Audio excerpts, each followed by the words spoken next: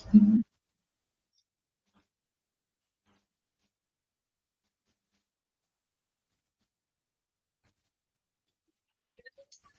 morning, all.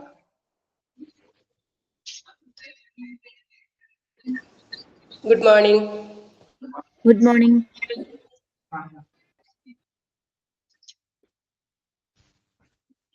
Okay, good morning, all. അപ്പോൾ നമ്മൾ കഴിഞ്ഞ ക്ലാസ്സിൽ എടുത്തത് വായിച്ചു നോക്കിയായിരുന്നോ?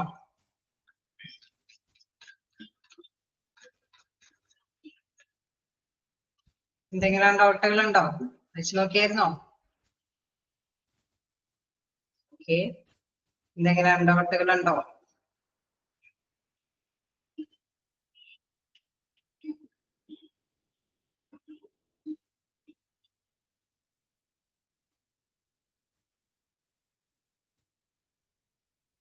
പ്രത്യേകിച്ചൊന്നുമില്ല. ഓക്കെ, അപ്പൊ നമ്മൾ കഴിഞ്ഞ ലാസ്റ്റ് എടുത്തത് എവിടം വരെയാ? ലൈൻ മാനേജേഴ്സിന്റെ ഡ്യൂട്ടീസ് ഒരു 2-3 ഡിസ്കസ് ചെയ്തു അല്ലെ?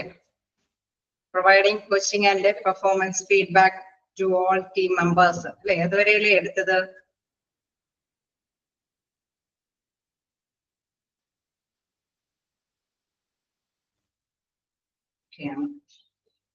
ഓക്കെ, അപ്പൊ നമുക്ക് കണ്ടിന്യൂ ചെയ്യാം. ഓക്കെ, അപ്പൊ നമ്മൾ കണ്ടു ഹ്യൂമൻ റിസോഴ്സ് മാനേജ്മെന്റും പേഴ്സണൽ മാനേജ്മെന്റും തമ്മിലുള്ള ഡിഫറൻസ് ഒക്കെ കഴിഞ്ഞ ക്ലാസ്സിൽ ഡിസ്കസ് ചെയ്തു. അതോടൊപ്പം തന്നെ ലൈൻ മാനേജേഴ്സ് എന്ന് പറഞ്ഞപ്പോൾ ഞാൻ നേരത്തെ പറഞ്ഞു അല്ലെ, വലിയ വലിയ ഓർഗനൈസേഷൻ ഒക്കെ ആണെങ്കിൽ അതിന്റെ ഓരോ ബ്രാഞ്ചും അല്ലെ, ഓരോ ബ്രാഞ്ചുകളും കൈകാര്യം ചെയ്യാൻ വേണ്ടിയിട്ട് ഓരോ ഡിപ്പാർട്ട്മെന്റ് ബേസ് ചെയ്തിട്ട് തന്നെ ബ്രാഞ്ച് മാനേജേഴ്സ് അല്ലെ, ലൈൻ മാനേജേഴ്സ് അവരെ ഡ്യൂട്ടി ചെയ്യുന്നുണ്ടാവും. അപ്പൊ അവർക്ക് ആ ഒരു സ്പെഷ്യൽ അല്ലെ, ആ ഒരു സ്പെഷ്യൽ ഡിപ്പാർട്ട്മെന്റിന്റെ കാര്യങ്ങളുടെ ലീഡർഷിപ്പ് പവർ ആയിരിക്കും അവർക്ക് ഉണ്ടായിരിക്കുക. അതുമായി ബന്ധപ്പെട്ട ഡ്യൂട്ടീസുകളാണ് നമ്മൾ കഴിഞ്ഞ ക്ലാസ്സിൽ ഡിസ്കസ് ചെയ്തത്. ഓക്കെ, നെക്സ്റ്റ് നമുക്ക് ഇനി നോക്കാനുള്ളത് communicating and ensuring understanding of functional or departmental goals. Okay, നമ്മൾ കണ്ടു അല്ലെ, ആദ്യം തന്നെ കണ്ടു ഓരോ ഇതുകളൊക്കെയാണ് അവർക്ക് അതിനനുസരിച്ചിട്ട് തന്നെയുള്ള ജോബുകളും കാര്യങ്ങളൊക്കെ എങ്ങനെയാണെന്നുള്ള കാര്യങ്ങൾ അല്ലെ, ഓരോരോ തൊഴിലിനനുസരിച്ചിട്ട് കഴിവുള്ളവരെ തന്നെയൊക്കെ ഓരോ പൊസിഷനിലേക്കൊക്കെ നിയമിച്ച് അവർക്ക് ആവശ്യമായിട്ടുള്ള സപ്പോർട്ടൊക്കെ കൊടുത്തു. നമുക്കറിയാം അവർക്ക് ആവശ്യമായിട്ടുള്ള എല്ലാ ആശയവിനിമയങ്ങളും അല്ലെ അത് കൃത്യമായിട്ട് തന്നെ അവർക്ക് കൊടുക്കണം. ഇപ്പോ അവിടെ ഓരോ ഡ്യൂട്ടിയൊക്കെ ഏൽപ്പിച്ചു കൊടുക്കുമ്പോൾ അവർക്ക് പല കാര്യങ്ങളും ഡിസ്കസ് ചെയ്യേണ്ടതുണ്ടാവും അല്ലെ. ചിലതൊക്കെ ഡൗട്ടുകളായിരിക്കും, ചിലതൊക്കെ എന്താണ് മറ്റുള്ളവരെ കേൾപ്പിക്കാനുള്ളതായിരിക്കും. എനിവേ നല്ല രീതിയിൽ അവർക്ക് അവരുടെ ആശയങ്ങൾ കമ്മ്യൂണിക്കേറ്റ് ചെയ്യാനായിട്ടുള്ള ആ ഒരു അവസരങ്ങൾ അല്ലെ അത് കൃത്യമായിട്ടുണ്ട് എന്ന് ഉറപ്പുവരുത്തണം. Communicating and ensuring understanding of functional or department goals. അപ്പൊ അങ്ങനെ വരുമ്പോഴാണ് അവർക്ക് എന്താണ് ആ ഒരു ഡിപ്പാർട്ട്മെന്റിന്റെ ഗോൾ അല്ലെ, എന്താണ് ലക്ഷ്യമെന്ന് കൃത്യമായിട്ട് തന്നെ അവർക്ക് മനസ്സിലാക്കി കൊടുക്കാനായിട്ട് സാധിക്കുള്ളൂ അല്ലെ. ഇൻ കേസ് നമ്മൾ നല്ലൊരു കമ്മ്യൂണിക്കേഷൻ ഇല്ലാതെ അവരുടെ ഡ്യൂട്ടി മാത്രം പ്രൊവൈഡ് ചെയ്ത് കൊടുക്കുകയാണെങ്കിൽ അവരവരുടെ ഡ്യൂട്ടി ചെയ്യും. അല്ലെ ബാക്കിയുള്ള ടൈമുകളിൽ അവരല്ലേ ഡ്യൂട്ടി കഴിയുന്ന അതേ ടൈമിൽ അവരൊക്കെ റെസ്റ്റ് ചെയ്യും അല്ലെ. ഇൻ കേസ് നമുക്കറിയാം അതിന്റെ നിശ്ചിതമായ ലക്ഷ്യം എന്താണ് അല്ലെ, ഗോൾ എന്താണെന്നുള്ളത് കൃത്യമായിട്ട് തന്നെ നേരത്തെ കൂട്ടി അവർക്ക് ഒരു മനസ്സിലാക്കി കൊടുക്കുകയാണെങ്കിൽ ഓക്കെ ആ ലക്ഷ്യത്തിലേക്ക് എത്താൻ വേണ്ടിയിട്ട് നമ്മുടേതായിട്ടുള്ള അല്ലെ ഓരോരുത്തരുടേതായിട്ടുള്ള ഡ്യൂട്ടി എന്താണെന്ന് മനസ്സിലാക്കി തന്നെ അതിലേക്ക് മൂവ് ചെയ്യാനായിട്ട് അവർക്ക് കൃത്യമായിട്ട് സാധിക്കും. അപ്പൊ കൃത്യമായിട്ട് communicating and ensuring understanding of functional and department goals. Okay, next നോക്കാം. Measuring individual and team metrics and performance against targets and monitoring progress. ഇപ്പൊ നമുക്കറിയാം അവിടെ ഒരു അല്ലെ ആ ഒരു ടീം മാനേജർ അതായത് ലൈൻ മാനേജർ ആണ് മൊത്തത്തിൽ ഇവാലുവേറ്റ് ചെയ്തല്ലേ, ആ ബ്രാഞ്ചിനെ കുറിച്ചൊക്കെ കാര്യങ്ങളൊക്കെ കൈകാര്യം ചെയ്യുന്ന അദ്ദേഹമാണ് അല്ലെ. അപ്പൊ അതുകൊണ്ട് തന്നെ എന്താണ് ടാർഗറ്റ് എന്താണെന്ന് കൃത്യമായിട്ട് അവർക്കറിയാം അല്ലെ. ഇത്രയും ടാർഗറ്റ് അവരെ കൊണ്ട് ആ ബ്രാഞ്ചിലുള്ളവരെ കൊണ്ട് കൈകാര്യം ചെയ്യിപ്പിക്കുക എന്നുള്ള ഒരു എയിം വെച്ചുകൊണ്ട് തന്നെയാണ് അവര് എന്താണ് വർക്ക് സ്റ്റാർട്ട് ചെയ്യുന്നത്. അപ്പൊ എന്താണ് അവിടെയുള്ള ഓരോ വർക്കേഴ്സിനെ മോണിറ്റർ ചെയ്യും അല്ലെ, അവരുടെ ഓരോ പ്രവർത്തനങ്ങൾ അവരെ ഏൽപ്പിച്ചിരിക്കുന്ന ആക്ടിവിറ്റീസ് ഒക്കെ അവര് നന്നായിട്ട് തന്നെ പെർഫോം ചെയ്യുന്നുണ്ടോ എന്ന് അവർ വിലയിരുത്തും. ഓക്കെ, എന്താണ് അവിടെ ടാർഗറ്റ് ചെയ്തിരിക്കുന്ന പെർഫോമൻസുമായിട്ട് കമ്പയർ ചെയ്യുമ്പോഴൊക്കെ അവർക്ക് ശരിയായിട്ട് തന്നെ അത് കൈകാര്യം ചെയ്യാൻ പറ്റുന്നുണ്ടോ എന്ന് അവരെ ആർന്ന് തിട്ടപ്പെടുത്തും. ഓക്കെ, അപ്പൊ തീർച്ചയായിട്ടും ഇത്തരത്തിലുള്ള ഡ്യൂട്ടീസ് കൈകാര്യം ചെയ്തതും ആര് തന്നെയാണ്? ലൈൻ മാനേജർ ആണ്. ഓക്കെ, അപ്പൊ measuring individual and team metrics and performance against targets and monitoring progress. നമുക്കറിയാം അവിടെ ഇൻഡിവിജ്വലി തന്നെ മെഷർ ചെയ്യുന്നു, അതോടൊപ്പം തന്നെ ടീമായിട്ട് അല്ലെ അവര് എത്രത്തോളം ആ ഓരോ ഗ്രൂപ്പുകൾ അവരുടെ ടാർഗറ്റുകളൊക്കെ അക്കമ്പനി ചെയ്യുന്നുണ്ടോ അല്ലെ അവരുടെ ലക്ഷ്യങ്ങളൊക്കെ അവർക്ക് ആ കൃത്യമായിട്ടുള്ള ടാർഗറ്റ് അനുസരിച്ചിട്ട് തന്നെ അവർക്ക് ക്യാച്ച് ചെയ്യാൻ പറ്റുന്നുണ്ടോ അല്ലെ, അത് കൈകാര്യം ചെയ്യാൻ പറ്റുന്നുണ്ടോ, ആ ഗ്രൂപ്പിന് അത് പറ്റുന്നുണ്ടോ, ഓരോ ഇൻഡിവിജ്വലും അതിനനുസരിച്ചിട്ട് തന്നെ വർക്ക് ചെയ്യുന്നുണ്ടോ അല്ലെ, അത് കൃത്യമായിട്ട് അളന്ന് നോക്കുന്നത് മെഷർ ചെയ്യുന്നത് ആരാണ്? ലൈൻ മാനേജേഴ്സ് ആണോ? ഓക്കെ, ക്ലിയർ ആവുന്നുണ്ടോ? ഓക്കെ ആണോ? ഓക്കെ, നെക്സ്റ്റ് നോക്കാം. Recognising actions are required. കേസ് നമുക്കറിയാം മെഷർമെന്റ് ഇങ്ങനെ നടത്തുമ്പോൾ അല്ലെ അവര് ടാർഗറ്റിനനുസരിച്ചിട്ട് തന്നെ ഡിസൈർഡ് ടാർഗറ്റിനനുസരിച്ചിട്ട് തന്നെ അവര് അല്ലെ ആക്റ്റീവായിട്ട് പെർഫോം ചെയ്യുന്നുണ്ടോ എന്ന് കറക്റ്റ് ആയിട്ട് അല്ലെ കൃത്യമായിട്ട് അനലൈസ് ചെയ്യുമ്പോൾ ഇൻ കേസ് എന്തെങ്കിലും അല്ലെ ഡീവിയേഷൻ വരികയാണെങ്കിൽ നമുക്കറിയാം അവിടെ അതിനനുസരിച്ചിട്ടുള്ള നടപടികൾ എടുക്കണം, വേണ്ടി വരില്ലേ? കളക്റ്റീവായിട്ടുള്ള ആക്ഷൻ എടുക്കേണ്ടി വരില്ലേ? ഒരു കൃത്യമായിട്ടുള്ള ടാർഗറ്റ് അവർക്ക് കൊടുത്തിട്ട് അവർ കറക്റ്റ് പെർഫോമൻസ് അനുസരിച്ചിട്ട് കൈകാര്യം ചെയ്തില്ല അല്ലെങ്കിൽ അല്ലെ കൃത്യമായിട്ടുള്ള ആക്റ്റീവ് പെർഫോമൻസ് നോക്കുമ്പോൾ എന്തെങ്കിലും കുറവുകൾ ഉണ്ട് എങ്കിൽ നമുക്കറിയാം കറക്റ്റ് നടപടികൾ എടുക്കേണ്ടതായിട്ട് വരും അല്ലെ. കമ്പയർഡ് വിത്ത് സ്റ്റാൻഡേർഡ് പെർഫോമൻസ് വിത്ത് എന്താണ് ആക്റ്റീവ് പെർഫോമൻസ്, ദെൻ എന്താണ് ഇവാലുവേറ്റ് അല്ലെ എന്താണ് അവിടെ ഒരു പ്രോബ്ലം സംഭവിച്ചിരിക്കുന്നത്, കറക്റ്റ് ആയിട്ടുള്ള ടാർഗറ്റ് എത്താനായിട്ട് അവർക്ക് എന്തുകൊണ്ട് സാധിച്ചില്ല അല്ലെ. അപ്പൊ അതിനനുസരിച്ചിട്ടുള്ള കറക്റ്റീവ് ആക്ഷൻസ് അവര് അല്ലെ തീരുമാനിക്കേണ്ടതായിട്ട് അതിന് കൈകാര്യം ചെയ്ത് കൊണ്ടുപോകേണ്ടതായിട്ടുണ്ടാവും. നെക്സ്റ്റ് എന്താണ്? Ensuring quality standards for all process on their team. Okay, നമുക്കറിയാം എപ്പോഴും അല്ലെ ആ മൊത്തത്തില് ആ ഒരു ബ്രാഞ്ചിനെ കൈകാര്യം ചെയ്യുന്നത് ഇദ്ദേഹമാണ് അല്ലെ. ലൈൻ മാനേജേഴ്സ് ആയതുകൊണ്ട് തന്നെ അവിടെ കൃത്യമായിട്ട് അല്ലെ ക്വാളിറ്റിയോട് കൂടിയിട്ടുള്ള കാര്യങ്ങൾ അല്ലെ അവിടെ എപ്പോഴും എന്താണ് ക്വാണ്ടിറ്റേറ്റീവിനോടൊപ്പം തന്നെ ക്വാളിറ്റി ഉള്ള അല്ലെ റിസൾട്ടുകൾ നേടിയെടുക്കണം. അങ്ങനെ ഉണ്ടാവില്ലേ? എങ്ങനെയെങ്കിലും റിസൾട്ടുകൾ നേടിയെടുക്കാനായിരിക്കും ആഗ്രഹിക്കുന്നത് അല്ല. ഗുണനിലവാരത്തോട് കൂടിയിട്ടുള്ള അല്ലെ ഗുണനിലവാരത്തോടു കൂടിയുള്ള മാനദണ്ഡങ്ങൾ തന്നെയാണ് ഉറപ്പാക്കേണ്ടത് അല്ലെ. കൃത്യമായിട്ട് തന്നെ ഉറപ്പാക്കേണ്ടതുണ്ട്. അവർ കൈകാര്യം ചെയ്യുന്ന കാര്യങ്ങളെല്ലാം ഗുണനിലവാരത്തോട് കൂടിയിട്ടുള്ള കാര്യങ്ങളാണ് അല്ലെ. Ensuring quality standards for all process on their team. ഓരോ ടീമിനും എന്താണ് എൻഷുർ ചെയ്ത് കൊടുക്കേണ്ടത്? ക്വാളിറ്റി ആയിട്ടുള്ള സ്റ്റാൻഡേർഡ്സുകളാണ്. ഓക്കെ, നെക്സ്റ്റ് എന്താണ്? Evaluating overall team and individual performance and providing performance evaluation. Okay, നമ്മൾ നേരത്തെ പറഞ്ഞ മാതിരി ക്വാളിറ്റിയുള്ള ഈ സ്റ്റാൻഡേർഡ് അനുസരിച്ചിട്ട് തന്നെ അവരെ വിലയിരുത്തണം അല്ലെ.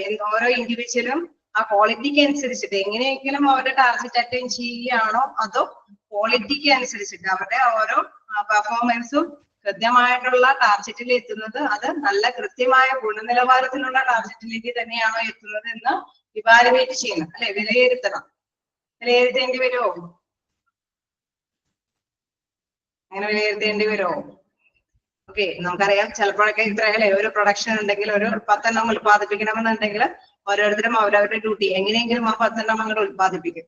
യെസ്, നമ്മൾ നോക്കുമ്പോൾ ക്വാണ്ടിറ്റി ഒക്കെയാണ് അല്ലെ വിചാരിച്ച ടൈമിനുള്ളിൽ അവര് 10 എണ്ണം ഉത്പാദിപ്പിച്ചു.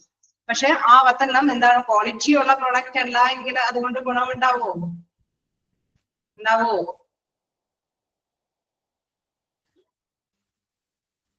ക്വാളിറ്റി ഇല്ലാത്ത ഒരു പ്രൊഡക്റ്റ് ആണ് അല്ലെ അവര് ഉത്പാദിപ്പിച്ചതെങ്കിൽ അവർക്ക് അതുകൊണ്ട് ഗുണമുണ്ടാവുമോ? ഉണ്ടാവില്ല അല്ലെ. അപ്പൊ തീർച്ചയായിട്ടും എന്താണ് ഉത്പാദിപ്പിക്കുന്ന ആ ഒരു പ്രൊഡക്ഷൻ എന്ന് പറയുന്നത് ക്വാളിറ്റിയോട് കൂടിയിട്ടുള്ള പ്രൊഡക്ഷൻ ആയിരിക്കും അല്ലെ. അപ്പൊ പെർഫോമൻസ് ഇവാലുവേറ്റ് ചെയ്യാൻ വിലയിരുത്തണം. അത് ഓരോന്നും എന്താണ് കൃത്യമായിട്ടുള്ള ഗുണനിലവാരത്തോട് കൂടിയിട്ടാണോ എന്നുള്ളത് കൃത്യമായിട്ട് തന്നെ വിലയിരുത്തണം. എന്താണ് evaluating overall team and individual performance and providing performance evaluation. Okay, എന്നിട്ട് അവർക്ക് കൃത്യമായിട്ടുള്ള നിർദ്ദേശങ്ങൾ പങ്കുവയ്ക്കണം അല്ലെ. എന്താണ് ഇന്ന ക്വാളിറ്റികൾ കുറവാണ്, അതനുസരിച്ചിട്ട് നമ്മൾ ഇംപ്രൂവ് ചെയ്യേണ്ടതുണ്ട് അല്ലെ. അവർക്ക് കൃത്യമായിട്ടുള്ള നിർദ്ദേശങ്ങളൊക്കെ പങ്കുവയ്ക്കണം. Then enlarging and coordinating with the other line managers across the organization. Okay, നമുക്കറിയാം ഇത് ഓരോ ബ്രാഞ്ചിലെ അല്ലെ ഓരോ യൂണിറ്റിന്റെയൊക്കെ ഓരോ ബ്രാഞ്ച് മാനേജേഴ്സ് ആണ് അല്ലെ ലൈൻ മാനേജേഴ്സ് ആണ്. അപ്പൊ നമുക്കറിയാം ഇൻ കേസ് ഒരു ഫൈനൽ ഗോൾ എത്തണമെങ്കിൽ അല്ലെ അച്ചീവ് ചെയ്യണമെങ്കിൽ ഒരു ലാസ്റ്റ് നമുക്കറിയാം എൻഡില് അല്ലെ അതിന്റെ ഒരു ഫൈനൽ ഗോൾ എത്തേണ്ടതുണ്ട്. തീർച്ചയായിട്ടും ആ ഒരു ഫൈനൽ ഗോൾ നമ്മൾ നേടിയെടുക്കണമെങ്കിൽ എന്താണ് എല്ലാവരുമായിട്ട് കോർഡിനേറ്റ് ചെയ്യണം അല്ലെ. ഒരു ഏകോപനം നടത്തിക്കൊണ്ട് പോകേണ്ടതുണ്ട്. എന്താ പറയുന്നത്? enlarging and coordinating with the other line managers across the organization. അപ്പോൾ ഓർഗനൈസേഷനിൽ ഉടനീളമുള്ള എല്ലാ മാനേജേഴ്സായിട്ട് ഏകോപിപ്പിച്ചുകൊണ്ട് പോകേണ്ട ഡ്യൂട്ടിയും അദ്ദേഹത്തിന് തന്നെയാണ്. Okay, then നോക്കാം, providing reports on productivity and other performance indicators to senior management. നമുക്കറിയാം ഏതോ ഒരു ബ്രാഞ്ചിലും അല്ലെ അവരവരുടെ ഡ്യൂട്ടികൾ അവർ ചെയ്യുന്നു. നമുക്കറിയാം ഒരു വർക്ക് ഇൻ പ്രോഗ്രസ് ആണെങ്കിൽ ഒരു സെമി ഫിനിഷിലേക്ക് എത്തിക്കുകയാണെങ്കിൽ നമുക്കറിയാം അതിന്റെ സ്റ്റാർട്ടിങ് നമുക്ക് ആവശ്യമായിട്ടുള്ള റോ മെറ്റീരിയൽസ് തരുന്ന ഒരു ഭാഗമായിട്ടും അല്ലെ ബന്ധപ്പെടേണ്ടതുണ്ട്. നെക്സ്റ്റ് അല്ലെ ഒരു എന്താണ് സെമി ഫിനിഷിലാണെങ്കിൽ ആ ഒരു ഗ്രൂപ്പിലേക്കാണ് നമ്മുടെ പ്രോഡക്റ്റ് പോകേണ്ടതെങ്കിൽ ആ ഒരു ബ്രാഞ്ചുമായിട്ട് നമ്മൾ ബന്ധപ്പെടേണ്ടത് അല്ലെ. അപ്പൊ തീർച്ചയായിട്ടും ഇത്തരത്തിലുള്ള കാര്യങ്ങളൊക്കെ ഏകോപിപ്പിച്ചു കൊണ്ടുപോകുന്നത് ആര് തന്നെയാണ്? ലൈൻ മാനേജേഴ്സ് ആണ്. നമുക്കറിയാം സീനിയേഴ്സ് ആയിട്ടുള്ള ആൾക്കാർക്ക് അല്ലെ അവർക്ക് അവരുടേതായിട്ടുള്ള കാര്യങ്ങളുടെ റിസൾട്ടുകൾ അല്ലെ കൃത്യമായിട്ട് തന്നെ ഇൻഫോർമേഷൻസ് കൊടുക്കേണ്ടതും ആര് തന്നെയാണ്? ലൈൻ മാനേജേഴ്സിന്റെ ഡ്യൂട്ടി തന്നെയാണ്. Okay, provides a reporting on productivity and other performance. In case നമുക്ക് പ്രൊഡക്റ്റീവുമായി അല്ലെ അവരുടെ ഉത്പാദനശേഷിയുമായി ബന്ധപ്പെട്ട എന്തെങ്കിലും ഉണ്ടെങ്കിലും അത് കൃത്യമായിട്ട് തന്നെ അതിന്റെ റിപ്പോർട്ടുകൾ സബ്മിറ്റ് ചെയ്യണം. Then performance indicators to senior management. നമുക്കറിയാം അവരുടെ മേലിലുള്ള ഉദ്യോഗസ്ഥർ അല്ലെ അവർക്ക് എന്താണോ ആവശ്യപ്പെടുന്നത് അതിനനുസരിച്ചിട്ടുള്ള റിപ്പോർട്ടുകളൊക്കെ സബ്മിറ്റ് ചെയ്യേണ്ട ഡ്യൂട്ടിയും ലൈൻ മാനേജറിൽ നിക്ഷിപ്തമായിരിക്കുന്നു. ക്ലിയർ ആണോ?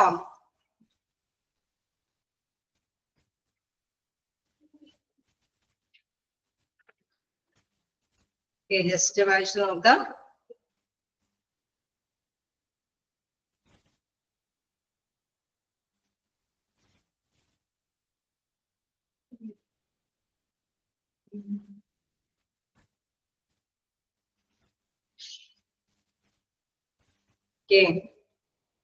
എന്തെങ്കിലും ഡൗട്ടുകളുണ്ടോ?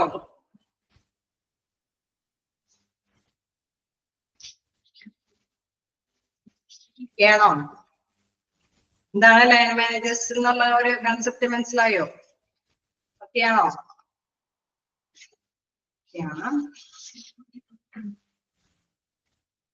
ഓക്കെ, അപ്പൊ നമുക്ക് കണ്ടിന്യൂ ചെയ്ത് പോകാം. ഓക്കെ, നെക്സ്റ്റ് നോക്കാം എന്താണ് അടുത്തൊരു ഭാഗം എന്ന് പറയുന്നത് impact of HRM on organisation performance. Okay, നമുക്ക് കണ്ടിന്യൂ ചെയ്ത് പോകാം. നമുക്കറിയാം ഇപ്പോ ഹ്യൂമൻ റിസോഴ്സ് മാനേജ്മെന്റിൽ നിന്നാണ് അല്ലെ നമ്മൾ ഓരോ കാര്യങ്ങൾ പേഴ്സണൽ മാനേജ്മെന്റ് പഴയ കാലഘട്ടത്തിലുള്ള ഓരോ കൺസെപ്റ്റ് നമ്മൾ കണ്ടു. then ഓരോ ലൈൻ മാനേജേഴ്സിന്റെ കാര്യങ്ങളൊക്കെ കണ്ടു. നമുക്കറിയാം വലിയ വലിയ ഓർഗനൈസേഷൻ ആകുമ്പോൾ അവിടെ അതിനനുസരിച്ചിട്ടുള്ള മാനേജ്മെന്റ് സിസ്റ്റങ്ങളും അവിടെ ഡെവലപ്പ് ചെയ്തിട്ടുണ്ടാവും അല്ലെ.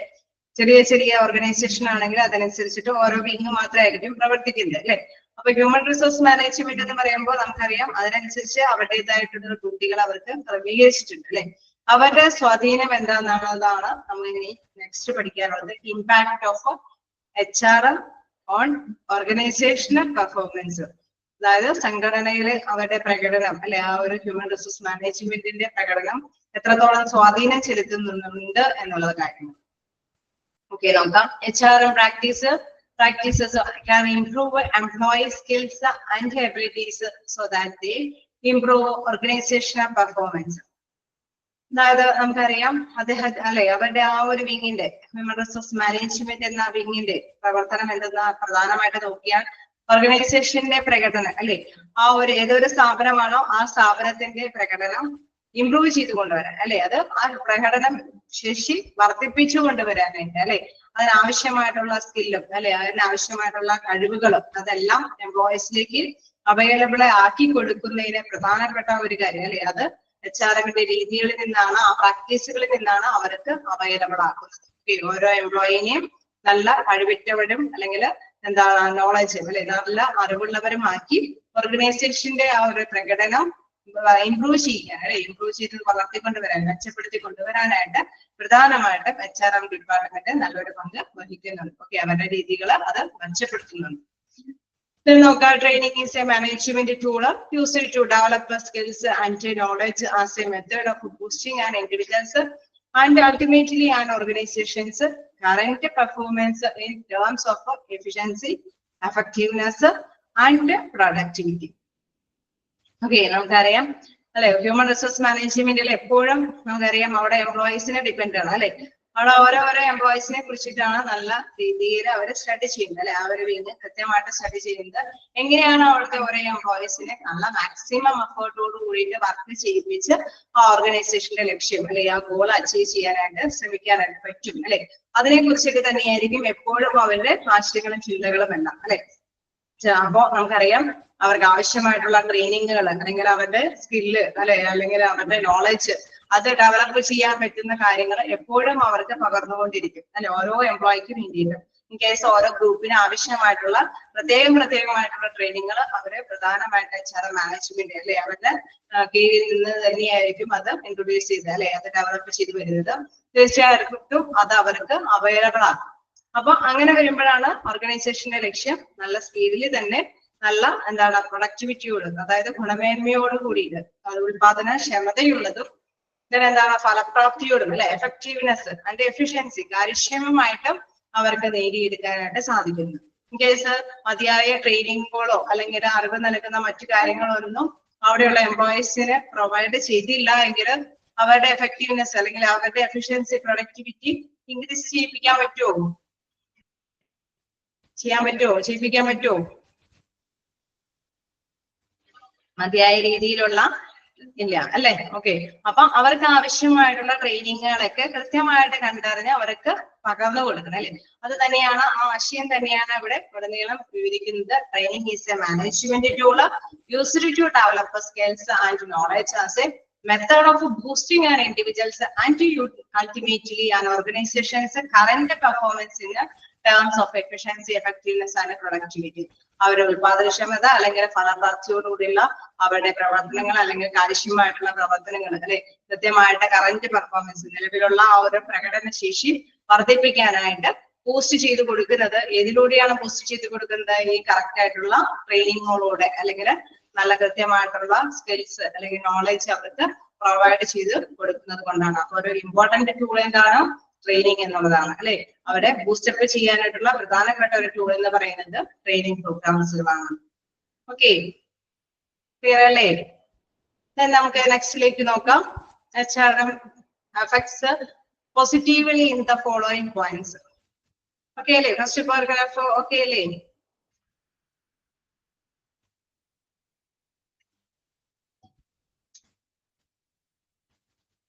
ആണോ?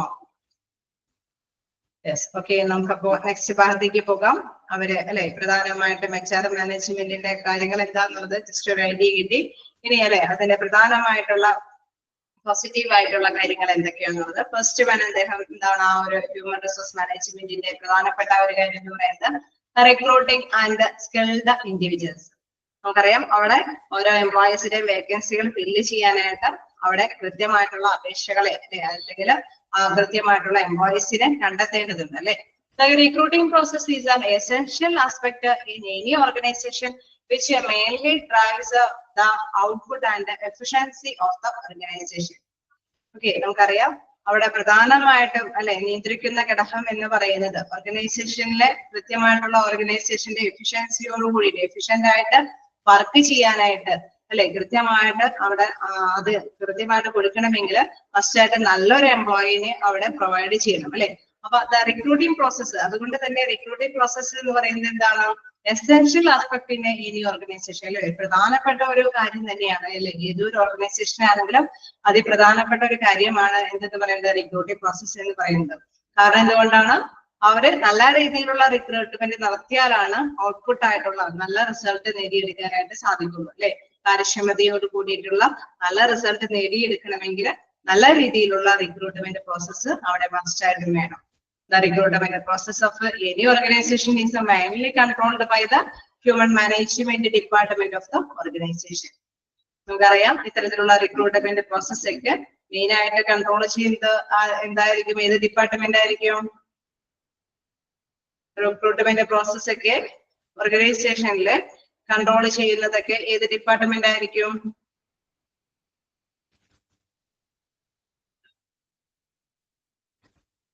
ഇത് ഡിപ്പാർട്ട്മെന്റ് HR ഡിപ്പാർട്ട്മെന്റ് അല്ലെ. നമുക്കറിയാം വിവിധ തരത്തിലുള്ള ഡിപ്പാർട്ട്മെന്റ് ഉണ്ട് അല്ലെ. ഫ്രണ്ട് ഓഫീസ് ഡിപ്പാർട്ട്മെന്റ് ഉണ്ട്, HR ഡിപ്പാർട്ട്മെന്റ് ഉണ്ട്, അതേമാതിരി തന്നെ അഡ്മിനിസ്ട്രേറ്റീവ് ഡിപ്പാർട്ട്മെന്റ് ഉണ്ട്, പർച്ചേസ് ഡിപ്പാർട്ട്മെന്റ് ഉണ്ട്. അങ്ങനെ വ്യത്യസ്ത ഡിപ്പാർട്ട്മെന്റുകളൊക്കെ ഏതൊരു സ്ഥാപനത്തിലും ഉണ്ടാവും അല്ലെ. അപ്പൊ ഹ്യൂമൻ റിസോഴ്സ് മാനേജ്മെന്റ് വിങ് ആണ് എന്താ റിക്രൂട്ട്മെന്റുമായി ബന്ധപ്പെട്ട പ്രവർത്തനങ്ങളൊക്കെ കൃത്യമായിട്ട് അല്ലെ മെയിൻലി കൺട്രോൾ ചെയ്യുന്ന ഡിപ്പാർട്ട്മെന്റ് എന്ന് പറയുന്നത് എന്താണ്, നമ്മുടെ HR ഡിപ്പാർട്ട്മെന്റ് ആണ്. ഓക്കെ, അതൊക്കെ നിങ്ങളൊന്ന് അണ്ടർലൈൻ ചെയ്ത് പോവുക. അതൊക്കെ ഇടയ്ക്ക് ചോദിച്ചു കാണാറുള്ള ക്വസ്റ്റ്യൻസ് ആണ്. ഓക്കെ, then എന്താണ് ദ മേജർ സ്കിൽസ് ആണ്, അതുമായി ബന്ധപ്പെട്ട ഉള്ള സ്കിൽസുകളെ കുറിച്ചിട്ട് നോക്കാം. ഓക്കെ, ഫസ്റ്റ് വൺ നോക്കാം. എന്താണ് ability to communicate efficiently and work with the other staff members across the organisation. Okay, നമുക്കറിയാം അവിടെ നല്ല റിക്രൂട്ട്മെന്റ് ഒക്കെ നടത്തണമെന്ന് നമ്മൾ കണ്ടു അല്ലെ. അപ്പൊ അവിടെ എന്താണ് ability to communicate efficiently and work with other staff members across organisation. ഒരു ഓർഗനൈസേഷനിലെ മെമ്പേഴ്സുമായിട്ട് അല്ലെ നല്ല രീതിയിൽ ആശയവിനിമയം നടത്തി കാര്യക്ഷമമായിട്ട് അവരുടെ വർക്ക് ചെയ്യാനായിട്ട് ഉള്ള ഒരു കഴിവ് അവിടെയുള്ള എംപ്ലോയീസിന് ഉണ്ടായിരിക്കണം അല്ലെ. Ability to communicate efficiently and work with other staff members across the organisation. അവിടെ ഓർഗനൈസേഷന്റെ ഇടയിൽ എല്ലാ മെമ്പേഴ്സുമായിട്ട് നല്ല രീതിയിൽ കമ്മ്യൂണിക്കേറ്റ് ചെയ്ത് ആശയവിനിമയം നടത്തി എഫിഷ്യന്റ് ആയിട്ട് തന്നെ വർക്ക് ചെയ്യാനായിട്ടുള്ള എബിലിറ്റി ഉണ്ടായിരിക്കണം.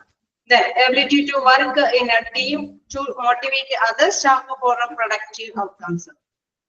Okay, നമുക്ക് അറിയാം ഓരോ പേഴ്സൺ അല്ലെ മോട്ടിവേറ്റ് ചെയ്യുന്ന ഓരോ പേഴ്സൺസ് ആയിട്ട് മാറുകയാണെങ്കിൽ നമുക്കറിയാം എന്താണ് അവർക്ക് റിസൾട്ട് എളുപ്പം നേടിയെടുക്കാൻ സാധിക്കും അല്ലെ.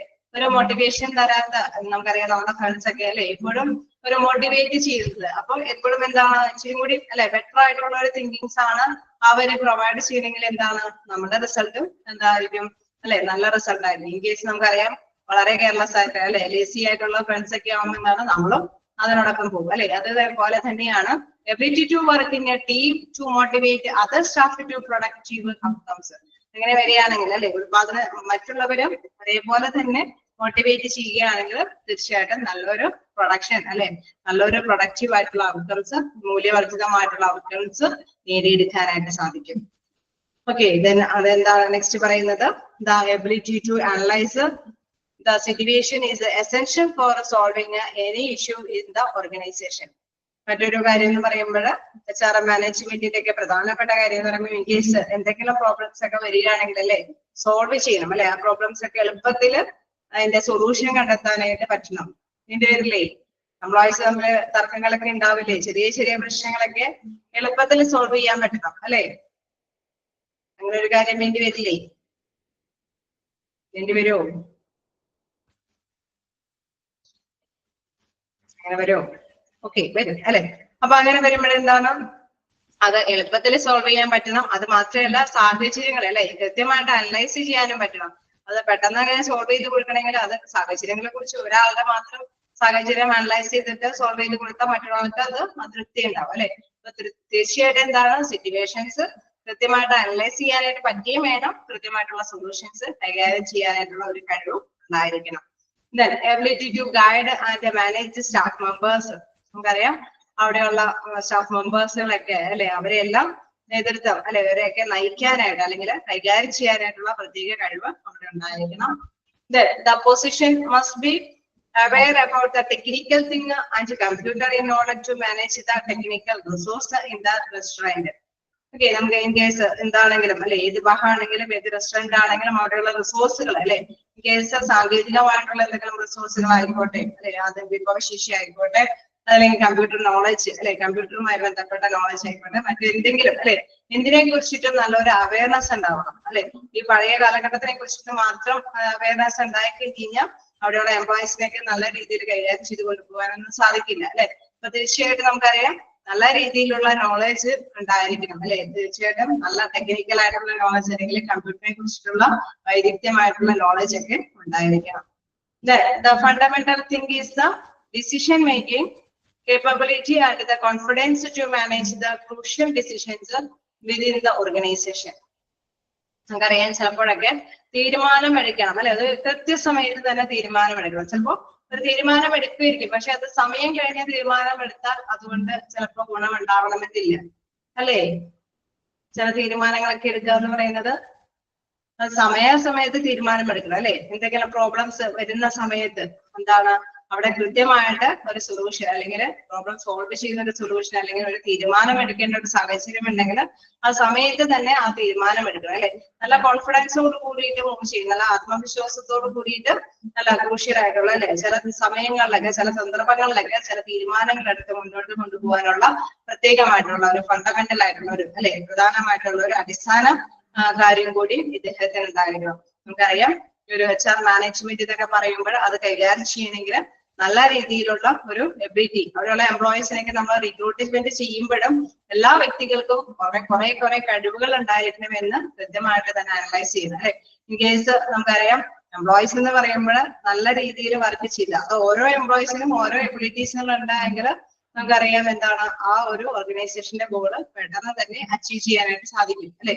അപ്പൊ എപ്പോഴും പല കാര്യങ്ങളെ കുറിച്ചിട്ടുള്ള ഒരു കഴിവ് അദ്ദേഹത്തിന് ഉണ്ടായിരിക്കണം എന്നുള്ളത് പ്രധാനപ്പെട്ട ഒരു കാര്യമാണ്. മേജർ സ്കിൽസ്, അതുകൊണ്ടാണ് മേജർ സ്കിൽസ് എന്നുള്ള കുറച്ച് പോയിന്റ്സുകൾ ഇരിക്കുന്നത്. ഓക്കെ, ജസ്റ്റ് ഒന്ന് വായിച്ചു നോക്കാം.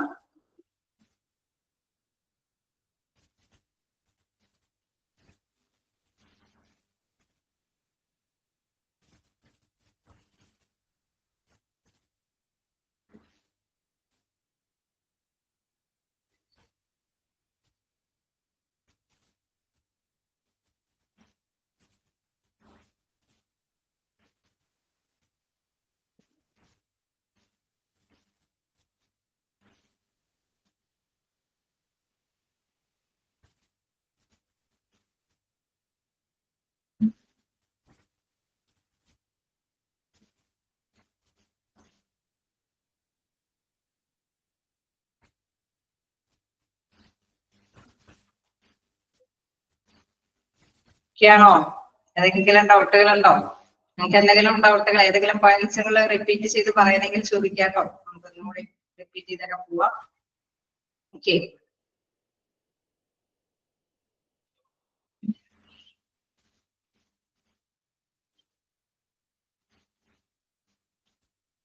കണ്ടിന്യൂ ചെയ്തോട്ടെ.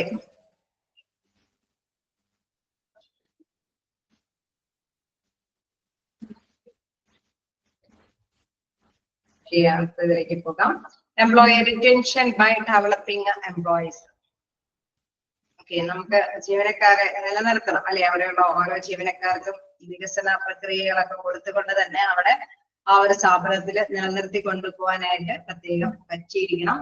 Then managing employee retention includes developing plans to sustain high employee morale and focus so they elect to remain employed and fully productive for the benefit of the organization.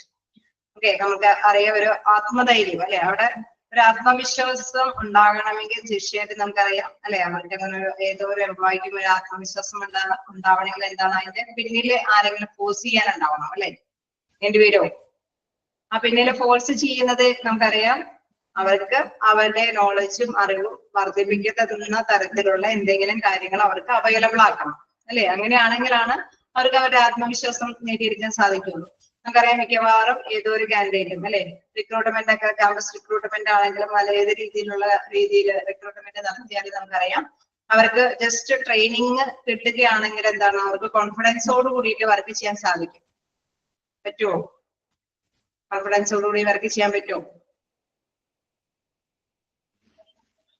അതല്ല നമുക്കറിയാം ഒരു academic qualification കഴിഞ്ഞിട്ട് മാത്രം വരുമ്പോഴെന്താണ് അവർക്ക് confidence ഉണ്ടാവില്ല അല്ലെ. അവർക്ക് just അറിവ് മാത്രമായിരിക്കും ഉണ്ടാവുക, പ്രാക്ടിക്കലി നോളജ് കുറവായിരിക്കും അല്ലെ. ഏതൊരു സമയത്തിലും പ്രാക്ടിക്കലി നമ്മൾ ഡ്യൂട്ടി ചെയ്യാനായിട്ട് സ്റ്റാർട്ട് ചെയ്യുമ്പോഴെന്താണ് ആ ക്വാളിഫിക്കേഷൻ അക്കാദമിക് നേടിയിരിക്കുന്ന ക്വാളിഫിക്കേഷൻ മാത്രം ഒന്നുകൊണ്ട് അവർക്ക് കോൺഫിഡൻസോട് കൂടിയിട്ട് വർക്ക് ചെയ്യാൻ സാധിക്കില്ല അല്ലെ.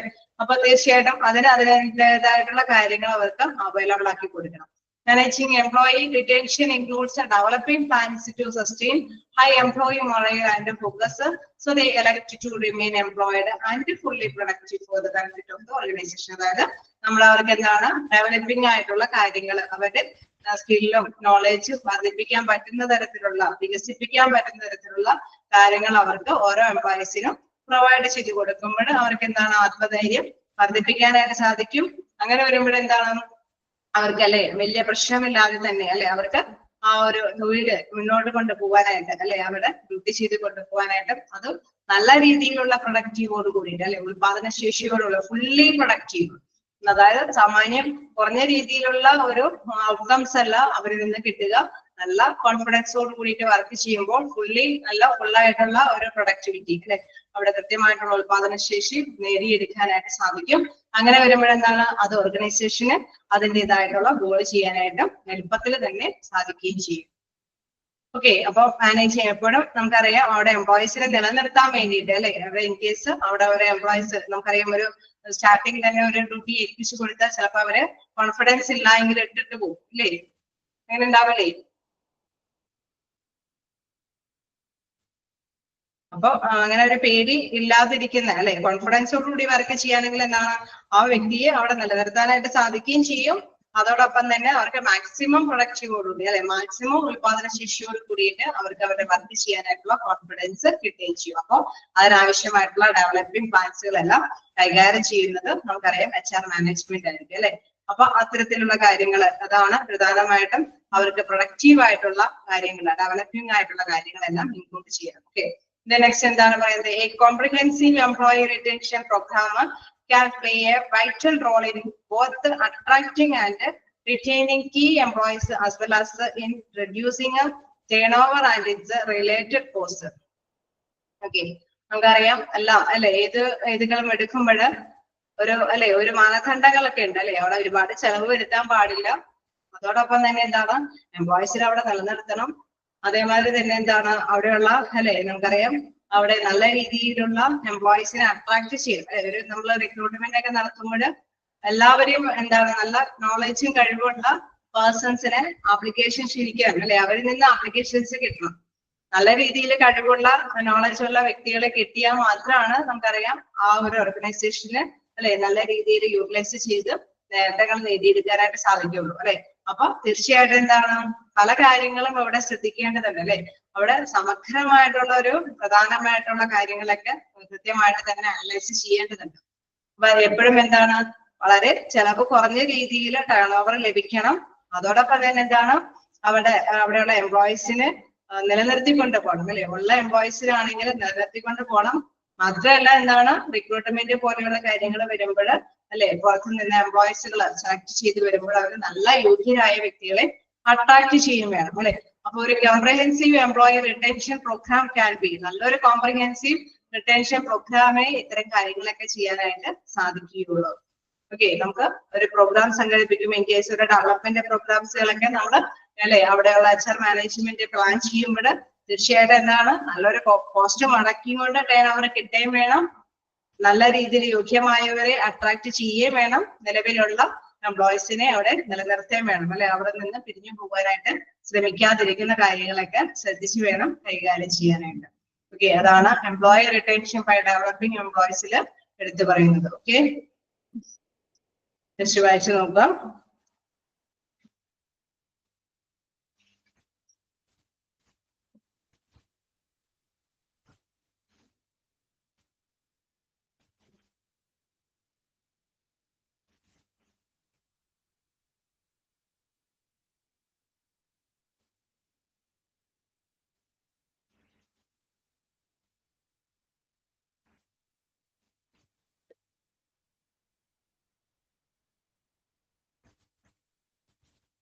സിമ്പിൾ പോയിന്റ് അല്ലേ നമ്മൾ ഡിസ്കസ് ചെയ്ത സിമ്പിൾ പോയിന്റ് ആണ്.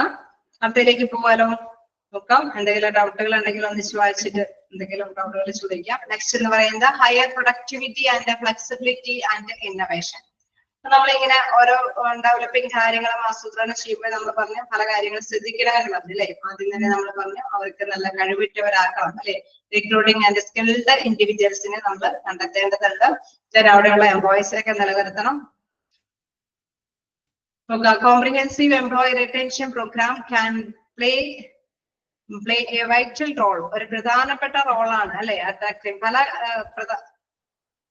reducing turnover means കോസ്റ്റ് കുറച്ചിട്ട് അല്ലെ നമുക്ക് ടേൺ ഓവർ ഇൻക്രീസ് ചെയ്യണം അല്ലെ, വിറ്റുവരവ് അതുമായി ബന്ധപ്പെട്ട ചെലവും കുറയ്ക്കണം. നമുക്ക് വിറ്റുവരവ് കിട്ടുകയും വേണം അല്ലെ, പ്രോഫിറ്റബിൾ ആക്കുകയും വേണം, അതിനനുസരിച്ചുള്ള ചെലവ് കുറയ്ക്കുകയും വേണം. ഈ കേസ് നമുക്കറിയാം ഇപ്പൊ പ്രോഗ്രാമുകൾ സംഘടിപ്പിച്ച് കൊടുക്കുമ്പോൾ ഒരുപാട് കോസ്റ്റ് മുടക്കിയും കൊണ്ട് നമ്മൾ ഡെവലപ്മെന്റ് പ്രോഗ്രാംസ് അവർക്ക് കൊടുത്തു കഴിഞ്ഞാൽ എന്താണ് അവരിൽ നിന്ന് ശരിയാണ് ഈ ഡെവലപ്മെന്റ് പ്രോഗ്രാംസ് അവർക്ക് അവൈലബിൾ ആക്കി കൊടുക്കുമ്പോൾ തീർച്ചയായിട്ടും അവിടെയുള്ള എംപ്ലോയീസിൽ നിന്ന് നമുക്ക് നല്ല രീതിയിൽ റിട്ടേൺ കിട്ടും. പക്ഷെ അത് ഈ കൊടുക്കുന്നതിനേക്കാൾ കൂടുതൽ കോസ്റ്റ് കൂടിയ ഒരു കാര്യങ്ങളാണ് അവർക്ക് അവൈലബിൾ ആക്കി കൊടുക്കണമെങ്കിൽ നമുക്കറിയാം കമ്പനിയെ സംബന്ധിച്ചത് നഷ്ടമാണ് അല്ലെ. അപ്പൊ അതുകൊണ്ടാണ് അവിടെ എടുത്ത് പറയുന്നത് as well as in reducing turnover and its related cost അല്ലെ. അതിന്റെ കോസ്റ്റ് ഇപ്പൊ നമ്മളിപ്പോ ഇപ്പൊ ഒരു ഡെവലപ്മെന്റ് പ്രോഗ്രാംസ് അല്ലെ ഒരു പുറത്തു നിന്ന് നല്ല കഴിവിട്ട് യോഗ്യരായ വ്യക്തികളൊക്കെ ക്ഷണിച്ചിട്ട് ക്ലാസ്സുകളൊക്കെ അറേഞ്ച് ചെയ്ത് കൊടുക്കാം അല്ലെ. പക്ഷെ ഒരുപാട് കോസ്റ്റ് മുടക്കിയിട്ട് മറ്റു സ്റ്റേറ്റുകളിൽ നിന്നൊക്കെ വ്യക്തികളെ കൊണ്ടുവന്ന് കോസ്റ്റ് മുടക്കി അവർക്ക് അവിടെയുള്ള എംപ്ലോയീസിനൊക്കെ എന്തെങ്കിലും കൊടുക്കുകയാണെങ്കിൽ പ്രോഗ്രാംസുകളൊക്കെ സംഘടിപ്പിച്ച് കൊടുക്കുകയാണെങ്കിൽ എന്താണ് അതിൽ നിന്ന് കിട്ടുന്ന റിട്ടേണും അതേസമയം കുറച്ച് കോസ്റ്റ് മുടക്കി അല്ലെ നമ്മുടെ സ്റ്റേറ്റിനുള്ളിൽ തന്നെയുള്ള വ്യക്തികൾ ആരെങ്കിലും സംഘടിപ്പിച്ച് കൊടുക്കുമ്പോൾ അവരിൽ നിന്ന് കിട്ടുന്ന റിട്ടേൺ അല്ലെ അവർക്ക് തീർച്ചയായിട്ടും എംപ്ലോയീസിന് അതിൻ്റെതായിട്ടുള്ള റിട്ടേൺ കിട്ടും. അപ്പൊ എന്താണ് കോസ്റ്റ് കുറച്ച് തന്നെ അവർക്ക് ഇത്തരത്തിലുള്ള പ്രോഗ്രാമുകൾ സംഘടിപ്പിച്ച് കൊടുക്കാനായിട്ട് ശ്രമിക്കണം എന്നുള്ളത്. ക്ലിയർ ആയോ? നമ്മൾ ഡെവലപ്മെന്റ് പ്രോഗ്രാംസുകൾ അവൈലബിൾ ആക്കുമ്പോൾ തീർച്ചയായിട്ടും അവിടെയുള്ള എംപ്ലോയീസിനെ നിലനിർത്തുകയും വേണം, മറ്റുള്ള നല്ല അല്ലെ റിക്രൂട്ട്മെന്റിന് വേണ്ടിയിട്ട് നല്ല ആപ്ലിക്കേഷൻസ് ലഭിക്കുകയും വേണം. അതേസമയം കോസ്റ്റും കുറച്ച് മുടക്കിയിട്ട് അതിൽ നിന്ന് റിട്ടേൺ നേടിയെടുക്കാനായിട്ട് ശ്രമിക്കുകയും വേണം. ഓക്കെ അല്ലേ? നെക്സ്റ്റ് നോക്കാം. ഒക്കെയാണ് higher productivity, flexibility and innovation. Flexibility എന്താ? ഓക്കെ, ഫ്ലെക്സിബിലിറ്റി എന്ന് പറയുമ്പോൾ എന്താണ് അല്ലെ എങ്ങനെയെങ്കിലും ചേർന്നു normally turnover is companies profit. വിറ്റുവരവ് എന്ന് പറയുമ്പോൾ കമ്പനിയുടെ പ്രോഫിറ്റ് ആണ്. ഇവിടെ എന്താ അതായിട്ട് റിലേറ്റ് ചെയ്ത് വെച്ചേക്കണേന്ന് നോക്കിയാൽ മതി. നമ്മള് എന്തായാലും എംപ്ലോയീസിനെ കൊണ്ട് നമ്മൾ വിറ്റുവരവ് അല്ലെ കണ്ടെത്തുകയാണ് ചെയ്യുന്നത്. അപ്പൊ അതിൽ നിന്നാണ് നേട്ടം വരുന്നത്. പക്ഷെ ഒരുപാട് കോസ്റ്റ് മുടക്കി ഇവർക്ക് ട്രെയിനിങ് പ്രോഗ്രാംസ് ഒക്കെ സംഘടിപ്പിച്ച് കൊടുത്തിട്ട് ടേൺ ഓവർ ഉണ്ടാക്കുമ്പോൾ നമുക്കറിയാം കോസ്റ്റ് അവിടെ എക്സ്പെൻഡിച്ചർ അവിടെ നേരത്തെ കൂട്ടി കുറെ അല്ലെ അവിടെ കൊടുത്തിട്ടുണ്ട് അല്ലെ. അതുകൊണ്ടാണ് അവിടെ ആ ഒരു പോയിന്റ് എടുത്ത് പറയുന്നത്. ഓക്കെ, നെക്സ്റ്റ് നോക്കാം. Higher productivity, flexibility and innovation. Okay, അവിടെ ഉയർന്ന ഉൽപാദനക്ഷമത, then എന്താണ് ഫ്ലെക്സിബിലിറ്റി അല്ലെ, അത് നമുക്ക് ചേഞ്ചബിൾ ആവാം എന്നുള്ള ഒരു രീതി. അങ്ങനെ ഇന്നോവേഷൻ ഈ കാലഘട്ടത്തിനനുസരിച്ചിട്ട് പുതുമ നിലനിർത്തൽ അല്ലെ, അതാണ് ആ പോയിന്റിൽ എടുത്ത് പറയുന്നത്. Flexibility in the work place has an impact on innovation as well as the efficiency of employees. അതായത് നമുക്കറിയാം ഇൻ കേസ് അല്ലെ ഒരു പുതുമ വരുമ്പോൾ തീർച്ചയായിട്ടും എന്താണ് അവിടെ എഫിഷ്യൻസി വർദ്ധിക്കും അല്ലെ. പുതിയ നോളജുകൾ ഡെവലപ്പ് ചെയ്ത് കൊണ്ടുവരുമ്പോൾ തീർച്ചയായിട്ടും അവിടെയുള്ള എംപ്ലോയീസിന്റെ കാര്യക്ഷമമായിട്ടുള്ള പ്രവർത്തനം അവിടെ അല്ലെ വർദ്ധിച്ചു വരാനായിട്ടുള്ള സാധ്യതയുണ്ട്. Flexibility has a huge impact on how a company attracts, hires and retain top talent. നമുക്കറിയാം ഈ ഫ്ലെക്സിബിലിറ്റി എന്ന് പറയുന്ന ഒരു പ്രത്യേക അല്ലെ അത് ഒരു നമ്മളിപ്പോ ഒരു ഘടന അല്ലെ ഒരു ഓർഗനൈസേഷൻ അതിൻ്റെതായിട്ടുള്ള ഒരു സ്ട്രക്ചർ ഉണ്ട്. അപ്പൊ ഇവർക്ക് പുതിയ ഇംപ്ലിമെന്റ് ആയിട്ടുള്ള കാര്യങ്ങൾ വരുമ്പോൾ പുതിയ ഇന്നോവേറ്റീവ് ആയിട്ടുള്ള കാര്യങ്ങൾ വരുമ്പോൾ അത് ഇംപ്ലിമെന്റ് ചെയ്യാനായിട്ട് അല്ലെ ആ ഒരു ഓർഗനൈസേഷനിൽ നടപ്പാക്കാനായിട്ട് ശ്രമിക്കും. നമുക്കറിയാം പുതിയ ഇന്നോവേറ്റീവ് ആയിട്ടുള്ള കാര്യങ്ങൾ ഇംപ്ലിമെന്റ് ചെയ്യണമെങ്കിൽ അതനുസരിച്ചിട്ടുള്ള അവർക്ക് ആവശ്യമായിട്ടുള്ള ട്രെയിനിങ്ങൾ കൊടുക്കേണ്ടി വരും. വേണ്ടിവരില്ലേ? വേണ്ടിവരുമോ ട്രെയിനിങ്ങുകൾ? പുതുമ. ഓക്കെ, അപ്പൊ പുതുമകൾ വരുമ്പോൾ തീർച്ചയായിട്ടും അവർക്ക് അതിനനുസരിച്ചിട്ടുള്ള ട്രെയിനിങ്ങുകൾ കൊടുക്കേണ്ടി വരും. ഇൻ കേസ് ഫ്ലെക്സിബിലിറ്റി ഇല്ലാത്തൊരു ഫോം ആണ് എങ്കിൽ, ഇൻ കേസ് പുതുമ വരുമ്പോൾ അതിനെയൊന്നും അക്സെപ്റ്റ് ചെയ്യാത്ത ഒരു ഫോം ആണ് എങ്കിൽ അത് അധികം നാള് പിടിച്ചു നിൽക്കാൻ സാധ്യതയില്ല അല്ലെ. കാരണം നമുക്കറിയാം ഗ്രോത്ത് എന്ന് പറയുന്നത് അതിനെ ബേസ് ചെയ്യുന്നത് മെയിൻ ആയിട്ടുള്ള കാര്യം എന്ന് പറയുന്നത് ഇന്നോവേറ്റീവ് ആയിട്ടുള്ള കാര്യങ്ങൾ അപ്ലൈ ചെയ്യുമ്പോഴാണ് അത് വികസിപ്പിച്ചു കൊണ്ടുവരാനായിട്ട് സാധിക്കുള്ളൂ അല്ലെ. അപ്പൊ flexibility has A huge impact on how companies attracts, hires and retain top talent. In case മറ്റുള്ളവരെ അട്രാക്ട് ചെയ്യാൻ അല്ലെങ്കിൽ അവരെ നേടിയെടുക്കാൻ അല്ലെ നിയമനത്തിന് വേണ്ടിയിട്ടും അല്ലെങ്കിൽ നിലനിർത്തുന്നതിന് വേണ്ടിയിട്ടൊക്കെയാണ് ഇവര് ഈ പുതുമയൊക്കെ കമ്പനിയിലേക്ക് അല്ലെ മാറ്റങ്ങൾ വരുത്തിക്കൊണ്ടുവരുന്നത്. Innovation can lead to higher productivity. നമുക്കറിയാം പുതുമ എന്ന് പറയുന്നത് ഹയർ പ്രൊഡക്ടിവിറ്റിയിലേക്ക് ലീഡ് ചെയ്യും അല്ലെ. തീർച്ചയായിട്ടും പുതുമ അല്ലെ പുതിയൊരു മെഷീൻ ഇംപ്ലിമെന്റ് ചെയ്ത തീർച്ചയായിട്ടും നമുക്കറിയാം കൃത്യമായിട്ടുള്ള സമയത്തിനുള്ളിൽ അതിന്റെ പ്രൊഡക്ഷൻ നേരത്തെ അല്ലെ കൂടുതലായിട്ട് ഉത്പാദിപ്പിക്കാനായിട്ട് സാധിക്കും. തീർച്ചയായിട്ടും അതെന്താണ് പ്രൊഡക്ടിവിറ്റിയെ അല്ലെ ഹയർ ആക്കും എന്ന് വെച്ചാൽ അത് വർദ്ധിപ്പിക്കാനുള്ള സാധ്യതകളുണ്ട്. Then as the productivity increases, more goods and service are produced and economic growth. നമുക്കറിയാം അതോടൊപ്പം തന്നെ സാമ്പത്തികമായിട്ടുള്ള വളർച്ചയും അതുകൊണ്ട് തന്നെ നടപ്പാക്കുകയും ചെയ്യും. ഇന്നോവേഷൻ ആൻഡ് പ്രൊഡക്ടിവിറ്റി ഗ്രോത്തിങ് bring a vast benefit for consumers and businesses. Okay, അപ്പൊ നമുക്കറിയാം ഇത്തരത്തില് അല്ലെ ഒരു പ്രൊഡക്ടിവിറ്റി വരികയാണെങ്കിൽ അതിനെ ഇംപ്ലിമെന്റ് ചെയ്യാനായിട്ടുള്ള ശ്രദ്ധയും കൂടിയും എപ്പോഴും അവിടെ നടപ്പാക്കിക്കൊണ്ടുപോകണം. അതുകൊണ്ടാണ് അവിടെ എടുത്തു പറയുന്നത് higher productivity, flexibility and innovation. Okay, നമ്മൾക്ക് കൂടുതൽ ഉത്പാദനക്ഷമത വേണമെങ്കിൽ തീർച്ചയായിട്ടും എന്താണ് അവിടുത്തെ ആ ഘടന എന്ന് പറയുന്നത് ഫ്ലെക്സിബിൾ ആയിരിക്കണം അല്ലെ. എന്തിന് പുതുമ വന്നു കഴിഞ്ഞാൽ അതിനെ ഉൾക്കൊള്ളാൻ പറ്റുന്നതായിരിക്കണം. ക്ലിയർ ആവുന്നുണ്ടോ? ഫോളോ ചെയ്യാൻ പറ്റുന്നുണ്ടോ?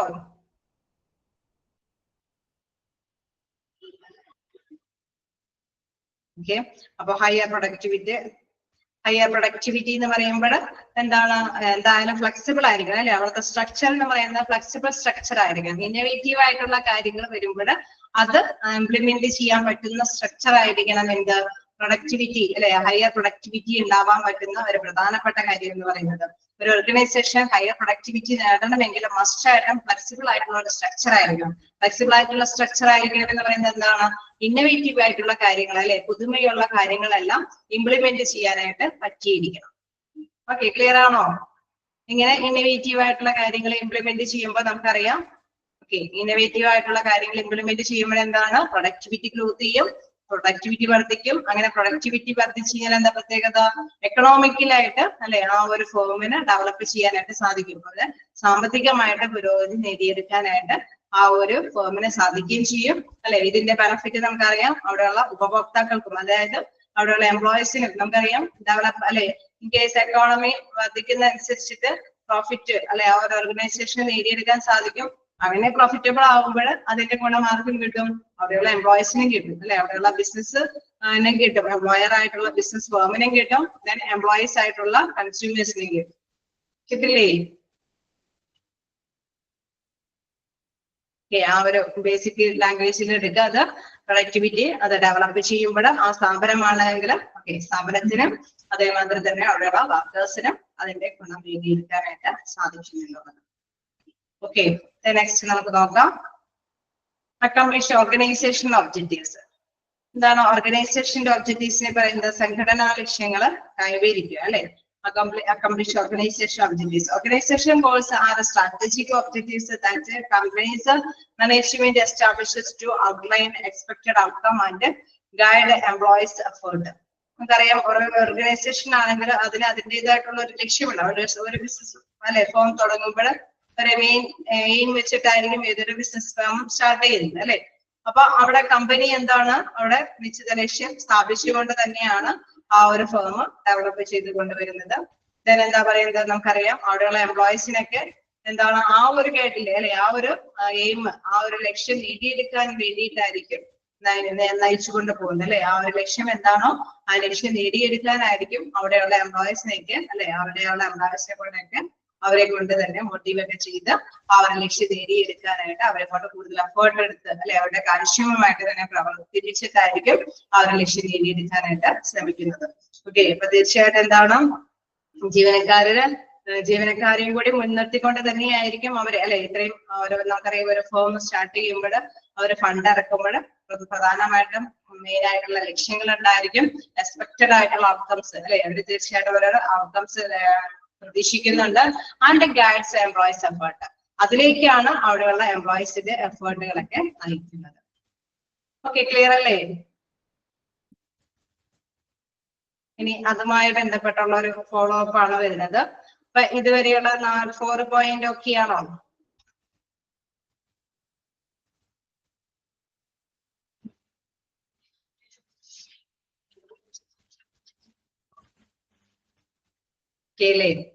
അതിന്റെ ഒരു കണ്ടിന്യൂവേഷൻ കൂടി ഒന്ന് നമുക്ക് ജസ്റ്റ് നോക്കാം.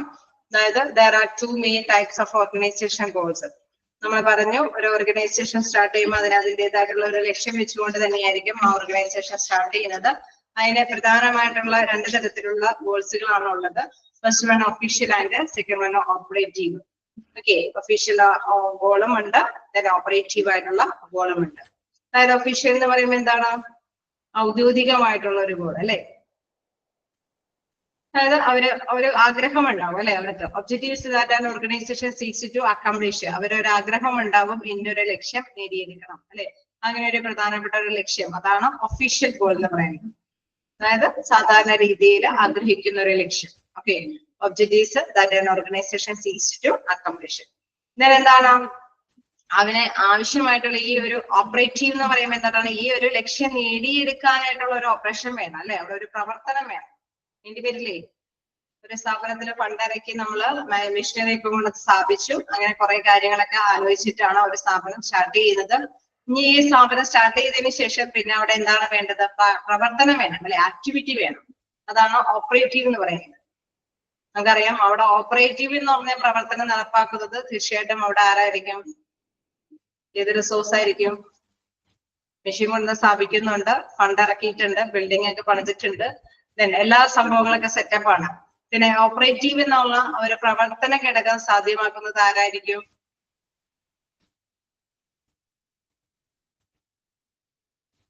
ഞാൻ പറയുന്നത് ക്ലിയർ ആവുന്നില്ലേ? ഓർഗനൈസേഷൻ ആവുമ്പോൾ ഓർഗനൈസേഷന് ഒരു ലക്ഷ്യമുണ്ട്. അതായത് ആ ലക്ഷ്യത്തിനെ ഇവിടെ രണ്ടായിട്ട് തിരിച്ചിരിക്കുന്നു, ഒഫീഷ്യൽ ആൻഡ് ഓപ്പറേറ്റീവ്. ഒഫീഷ്യൽ എന്ന് പറയുന്നത് ഒബ്ജക്റ്റീവ്സ് ദാറ്റ് ആണ് ഓർഗനൈസേഷൻ സീക്സ് ടു അക്കംപ്ലിഷ്. അതായത് ഒരു സ്ഥാപകൻ അല്ലെ, ഒരു എംപ്ലോയർ, അദ്ദേഹം ഒരു ലക്ഷ്യം വെച്ചുകൊണ്ടിട്ടാണ് ഒരു ഓർഗനൈസേഷൻ സ്ഥാപിക്കുന്നത്. അതാണ് ഒഫീഷ്യൽ ആയിട്ടുള്ള ഗോൾ എന്ന് പറയുന്നത്. ആ ലക്ഷ്യം നേടിയെടുക്കാൻ വേണ്ടിയിട്ട് കുറച്ച് പ്രവർത്തനങ്ങൾ വേണ്ടി വരും അല്ലെ, അതാണ് ഓപ്പറേറ്റീവ് എന്ന് പറയുന്നത്. Objectives that are required to achieve a desired outcomes. ആ ഒരു ഔട്ട്കംസ്, ആ വെച്ചിരിക്കുന്ന ആ ലക്ഷ്യം നേടിയെടുക്കാൻ ആവശ്യമായിട്ടുള്ള ഔട്ട്കംസ് നേടിയെടുക്കുന്നതിനും കുറച്ച് പ്രവർത്തനങ്ങൾ വേണം അല്ലെ. ആ ഒരു പ്രവർത്തനത്തിനെയാണ് ഓപ്പറേറ്റീവ് എന്ന് പറയുന്നത്. ക്ലിയർ ആയോ? ഓക്കെ, അതായത് ഇൻ കേസ് നമ്മളൊരു പ്രൊഡക്ഷൻ അല്ലെ, ഒരു 500 ഇൻ കേസ് ഒരു പെന്നാണെന്ന് വെച്ചാൽ ഒരു 500 പെൻ ഉത്പാദിപ്പിക്കുക എന്നുള്ള ലക്ഷ്യമാണ് ഒരു അല്ലെ സംഘാടകൻ, ഇൻ കേസ് നമുക്കറിയാം ഒരു എംപ്ലോയർ, ഒരു തൊഴിലുടമ ഉദ്ദേശിച്ചിരിക്കുന്നത്. എംപ്ലോയർ അതിന് വേണ്ടിയിട്ടുള്ള മിഷൻ സ്ഥാപിച്ചു, ഫണ്ട് ഇറക്കി, എന്താണ് അവിടെ ഒരു 500 പെൻ ഉത്പാദിപ്പിക്കണമെന്നുള്ള ഒരു പ്രൊഡക്ഷൻ യൂണിറ്റ് ആണ് തുടങ്ങിയിരിക്കുന്നത്.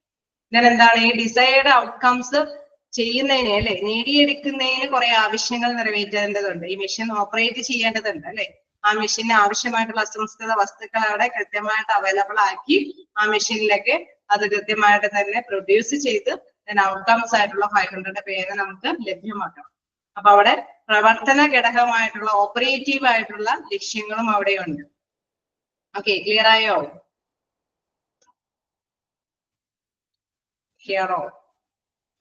ഓക്കെ ഓക്കെ, അവിടെ ഒരു ജസ്റ്റ് കണ്ട പോയിന്റ് ആയിട്ടാണ് തന്നേക്കുന്നത്. നിങ്ങളപ്പോ അതൊന്ന് ഡീവിയേഷൻ മനസ്സിലാക്കി എടുക്കാൻ വേണ്ടിയിട്ടാണ് ഞാൻ ഇത്രയും എക്സ്പ്ലെയിൻ ചെയ്തത്. ഒഫീഷ്യൽ എന്ന് പറയുമ്പോൾ objectives that an organisation seeks to accomplish, അതായത് ഒരു സ്ഥാപനത്തിന് കൈവരിക്കാൻ ആഗ്രഹിക്കുന്ന ലക്ഷ്യങ്ങൾ. Objectives that are required to achieve a desired outcomes. Outcomes നേടിയെടുക്കാൻ ആവശ്യമായിട്ടുള്ള അല്ലെ, ആഗ്രഹിച്ച ലക്ഷ്യം കൈവരിക്കുന്ന ആവശ്യമായിട്ടുള്ള ലക്ഷ്യങ്ങൾ അല്ലെ, പ്രധാനമായിട്ടുള്ള പ്രവർത്തനങ്ങൾ അവിടെ ആവശ്യമാണ്. ജോബ് ഡിസൈൻ അതിന്റെ ഒരു അണ്ടറിലേക്ക് വരികയാണെങ്കിൽ ഇൻ കേസ് നമുക്ക് അതുമായി ബന്ധപ്പെട്ടാണ് ജോലി വേണ്ടി വരുന്നത് അല്ലെ. ആ ഡിസൈർഡ് ആയിട്ടുള്ള ലക്ഷ്യം നേടിയെടുക്കാനായിട്ട് പ്രവർത്തക ഘടകങ്ങൾ വേണം, ഓപ്പറേറ്റീവ് ആയിട്ടുള്ള ലക്ഷ്യങ്ങൾ വേണം അല്ലെ. അതിനനുസരിച്ചിട്ടാണ് ജോലി ഡിസൈൻ ചെയ്തു വരുന്നത്. ഏതോ ഒരു സ്ഥാപനത്തിനും അതിന്റെ ചിലപ്പോൾ സർവീസ് ആയിരിക്കും അവർ ഉദ്ദേശിക്കണമെങ്കിൽ സർവീസിന് ആവശ്യമായിട്ടുള്ള എംപ്ലോയീസിനെ കണ്ടെത്തണം. അതല്ല പ്രൊഡക്ഷൻ ആണ് അവർ ഉദ്ദേശിക്കണമെങ്കിൽ ആ പ്രൊഡക്ഷനുമായി ബന്ധപ്പെട്ട മെഷീൻ ഓപ്പറേറ്റേഴ്സിനെയും അല്ലെ അത്തരത്തിലുള്ള കാര്യങ്ങളൊക്കെ സംസ്കൃത വസ്തുക്കൾ കണ്ടെത്താനായിട്ടും അതല്ലെങ്കിൽ അതൊക്കെ സമാഹരിക്കാനൊക്കെ ആയിട്ടുള്ള വ്യക്തികളെ എംപ്ലോയീസിനൊക്കെ കണ്ടെത്തേണ്ടതുണ്ട്. അതിനനുസരിച്ചിട്ടാണ് ജോബ് ഡിസൈൻസ് വരുന്നത്. ഓക്കെ, നമുക്ക് നോക്കാം job design and meaning of A job design. Job design is the logical sequence of the process of a job analysis and involves a deliberate action to organize tasks, duties, and responsibility into a unit of work so as to business objectives. Okay, നമുക്കറിയാം ഒരു ബിസിനസ്സിന് അതിൻ്റെതായിട്ടുള്ള ലക്ഷ്യമുണ്ട് അല്ലെ. ആ ഒരു ലക്ഷ്യത്തിന് വേണ്ടിയിട്ടാണ് ജോബ് ഉണ്ടാക്കിക്കൊണ്ടുവരുന്നത്. ഇൻ കേസ് ഒരു ഹോസ്പിറ്റലാണ് അല്ലെങ്കിൽ നമുക്കറിയാം അവിടെ ഒരു ഹോസ്പിറ്റലിന് ട്രീറ്റ്മെന്റ് ആണ് അവിടെ ആവശ്യമായിട്ടുള്ളത് അല്ലെ. അപ്പൊ ആ ട്രീറ്റ്മെന്റിന് ആവശ്യമായിട്ടുള്ള ഡോക്ടേഴ്സ് വേണം, നഴ്സുമാർ വേണം, ടെക്നീഷ്യന്മാർ വേണം. ഇൻ കേസ് നമുക്കൊരു പ്രൊഡക്ഷൻ യൂണിറ്റ് ആണെങ്കിൽ എന്താണ്, ആ പ്രൊഡക്ഷൻ ആവശ്യമായിട്ടുള്ള മെഷീനറി വേണം. then അതിലേക്ക് ആവശ്യമായിട്ടുള്ള അസംസ്കൃത വസ്തുക്കൾ അല്ലെ അത് കണ്ടെത്തേണ്ട റോ മെറ്റീരിയൽസ് കണ്ടെത്തേണ്ടതുണ്ട്. then ഓപ്പറേറ്റീവ് കൈകാര്യം ചെയ്യാൻ വേണ്ടിയിട്ടുള്ള ടെക്നീഷ്യന്മാർ വേണം അല്ലെ. അത് കൃത്യമായിട്ടുള്ള ആ ഒരു റോ മെറ്റീരിയൽസും ടെക്നീഷ്യന്മാരും കൃത്യമായിട്ട് യൂട്ടിലൈസ് ചെയ്ത മെഷീന്റെയും കൂടി പങ്കാളിത്തത്തോടും കൂടിയിട്ടാണ് നമുക്ക് ആ ഒരു പ്രൊഡക്ഷൻ ഉത്പാദിപ്പിക്കാനായിട്ട് സാധിക്കുന്നത്. അപ്പൊ അതിനനുസരിച്ചിട്ടുള്ള ജോബുകളായിരിക്കും ഓരോന്നും ഡിസൈൻ ചെയ്യുന്നത് അല്ലെ. Job design is the logical sequence. അതുകൊണ്ടാണ് ജോബ് ഡിസൈൻ എന്ന് പറയുന്നത് ഒരു ലോജിക്കൽ ആയിട്ടുള്ള sequence of the process of job analyse and involves deliberate action to organise task duties അല്ലെ. നമുക്കറിയാം ഒരു ജോലി എന്താണോ അത് വിശകലനം ചെയ്ത് അല്ലെ അതിൽ ഉൾപ്പെടുത്തേണ്ട പ്രോസസ്സാണ് ജോബ് ഡിസൈനിൽ വരുന്നത്. നമുക്കറിയാം ഒരു ഓർഗനൈസേഷന്റെ അല്ലെ ഓരോ സ്ഥാപനത്തിന്റെയും എന്താണ് റെസ്പോൺസിബിലിറ്റി, എന്താണ് ഉത്തരവാദിത്തങ്ങൾ അല്ലെങ്കിൽ ചുമതലകൾ, എന്തൊക്കെ കടമകളാണ് അദ്ദേഹം ചെയ്യേണ്ടത്, അത് ഓരോ യൂണിറ്റുകളും അല്ലെ അതിനനുസരിച്ചിട്ടാണ് ജോലികളെ നമ്മൾ ഡിസൈൻ ചെയ്യുന്നത്. ഓക്കെ, നമുക്ക് ക്ലിയർ പിക്ചർ ആണ് അല്ലെ. ഒരു ജോബ് ഡിസൈൻ എന്ന് പറഞ്ഞു കഴിഞ്ഞാൽ ഒരു ജോലി എന്താണോ ആ ജോലിക്ക് അനുസൃതമായിട്ടുള്ള ഒരു രൂപകൽപ്പനയാണ് എന്ത് പറയുന്നത് ജോബ് ഡിസൈൻ എന്ന് പറയുന്നത് അല്ലെ. ഒരു നിശ്ചിത ഒരു ശരിയായ ഒരു ചെറിയൊരു ലാംഗ്വേജ് സിമ്പിൾ ലാംഗ്വേജിൽ പറഞ്ഞു കഴിഞ്ഞാൽ നമുക്കറിയാം ജോബ് ഡിസൈൻ എന്ന് പറയുന്നത് ഏതാണ് ജോലി ആ ജോലിക്ക് ആവശ്യമായിട്ടുള്ള രൂപകൽപ്പനയാണ് എന്ത് പറയുന്നത് ജോബ് ഡിസൈൻ എന്ന് പറയുന്നത്. ഓക്കെ, ക്ലിയർ ആയോ?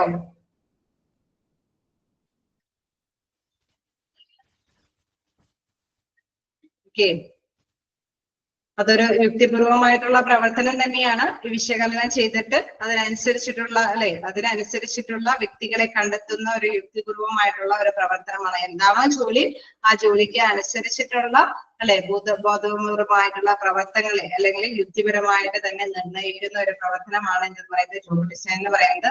നമുക്കറിയാം ഏത് ജോലിയാണ് ജോലിക്ക് അനുസരിച്ചിട്ടുള്ള ഡ്യൂട്ടീസും റെസ്പോൺസിബിലിറ്റീസും ഉണ്ട് അല്ലെ. ഏതൊരു ജോലിയാണെങ്കിലും ആ ജോലിക്ക് അനുസരിച്ചിട്ടുള്ള ഡ്യൂട്ടീസും ഉത്തരവാദിത്തങ്ങളും ഉണ്ട് അല്ലെ. ജോലിക്ക് ആവശ്യമായിട്ടുള്ള ചുമതലകളുണ്ട്, അതേമാതിരി ഉത്തരവാദിത്തങ്ങളുണ്ട്. ഉണ്ടാവില്ലേ? ഉണ്ടാവോ? ഇതൊക്കെ ബേസിക് ആയിട്ടുള്ള കാര്യങ്ങളാണ്. പക്ഷെ നിങ്ങൾ എന്താ പറയുക ഇതിലുള്ളത് ഇൻട്രൊഡക്ഷൻ ആയതുകൊണ്ടൊക്കെ ബേസിക് ആയിട്ടുള്ള കുറച്ച് കാര്യങ്ങൾ കൂടി അങ്ങോട്ട് മനസ്സിലാക്കി പോകേണ്ടത് കൊണ്ടാണ്. ഓക്കെ, നിങ്ങൾക്ക് ബോറായിരിക്കും.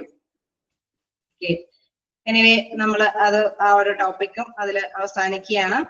ദെൻ നമുക്ക് നെക്സ്റ്റ് ഉള്ളത് കൺസെപ്റ്റ് ഓഫ് ഒരു ജോബ് ഡിസൈനും ജോബ് ക്യാരക്ടറിസ്റ്റിക്സും ആണ്. ഓക്കെ, നമുക്ക് നെക്സ്റ്റ് ക്ലാസ്സിൽ എടുക്കാം. ഓക്കെ, ഞാൻ അൺമ്യൂട്ട് ആക്കിയിട്ടുണ്ട്. നിങ്ങൾക്ക് എന്തെങ്കിലും ഡിസ്കസ് ചെയ്യാനുണ്ടോ? ഞാൻ എടുക്കുന്നത് എന്തെങ്കിലും സ്പീഡ് കൂടുതലോ എന്തെങ്കിലും വേരിയേഷൻ വരുത്തേണ്ടതുണ്ടോ?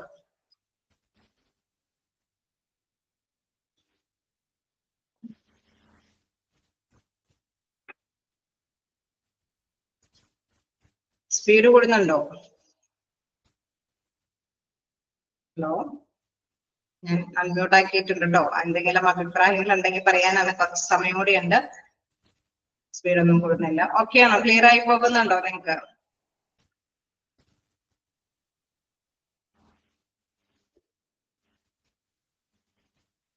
ഓക്കെയാണ്.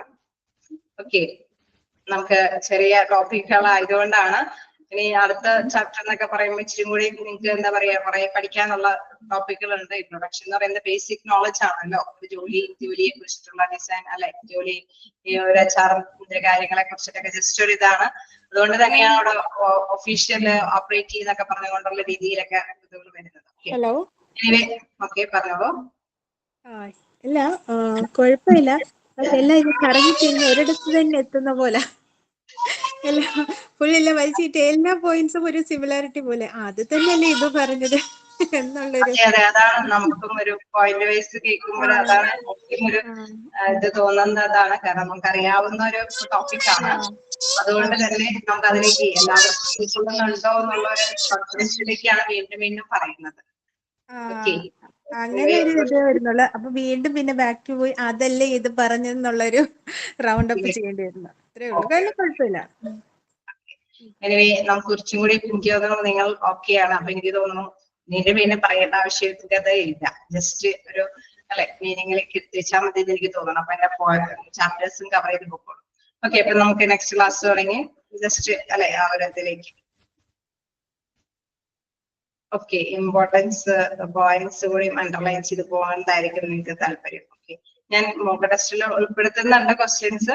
ഇതുവേ എനിവേ കുറച്ച് പോയിന്റ്സ് ഓക്കെ നെക്സ്റ്റ് ടൈം തുടങ്ങി ക്ലാസ്സിൽ അതും അണ്ടർലൈൻ ചെയ്ത് പോവാം ശ്രദ്ധിക്കാം. ഓക്കെ, അപ്പോ നിങ്ങൾക്ക് ആ കൺഫ്യൂഷനും മാറി കിട്ടും. ഓക്കെ, ഒന്നാമത്തെ ഈ ചാപ്റ്റർ ഇൻട്രൊഡക്ഷൻ ആയതുകൊണ്ടാണ് കേട്ടോ, കാരണം നമുക്ക് അറിയാവുന്ന ഒരു ടോപ്പിക് ഒക്കെ തന്നെയാണ്.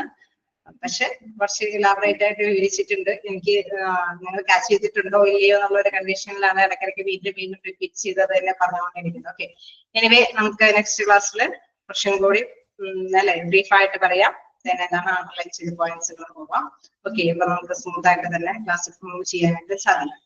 ഓക്കെ, എനിവേ അപ്പോ ഡൗട്ടുകൾ ഇന്നത്തെ ക്ലാസ്സിൽ എന്തെങ്കിലും?